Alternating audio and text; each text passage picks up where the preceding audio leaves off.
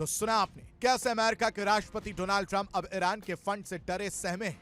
उन्हें अब अपने ऊपर खतरा दिखाई देने लगा है, क्योंकि उन्होंने इस जंग की शुरुआत तो की, लेकिन ट्रंप के मुताबिक अब ये जंग थम नहीं रही, बल्कि अब ईरान कह रहा है कि वो इस जंग को खत्म करेगा।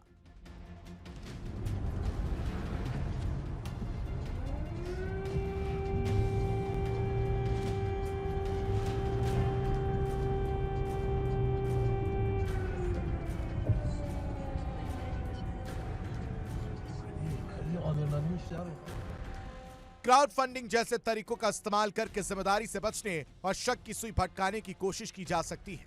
अमेरिका की एजेंसियां, खासकर FBI, इस खतरे को गंभीरता से ले रही है। हाल ही में एक संदिग्ध की गिरफ्तारी ने इन आशंकाओं को और हवा दे दी है। सुरक्षा एजेंसियां हाई अलर्ट पर हैं और ट्रंप की सुरक्षा पहले से ज्यादा कड़ी कर दी गई। इस पूरे घटनाक्रम के बीच एक और बड़ा सवाल उठ रहा है, क्या डोनाल्ड ट्रंप अब इस टकराव से पीछे हटने के संकेत दे रहे हैं? सूत्रों के मुताबिक लगातार बढ़ते तनाव और खतरे के बीच अब ट्रंप भी टकराव की बजाय अस्थायी समाधान की बात कर रहे हैं। क्या ये रणनीतिक बदलाव है या बढ़ते खतरे का असर?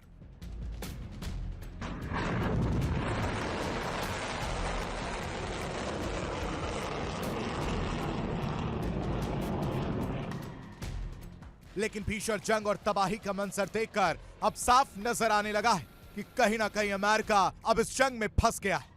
दुश्मनी भले इजरायल और ईरान की हो, लेकिन सुपर पावर का ठप्पा बरकरार रखने के लिए अमेरिका इस जंग के मैदान में कूद चुका है।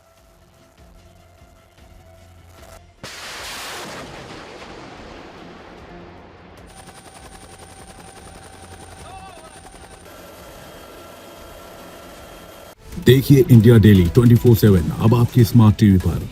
इंडिया डेली मौजूद है सभी डिजिटल प्लेटफॉर्म पर लाइव और लगातार।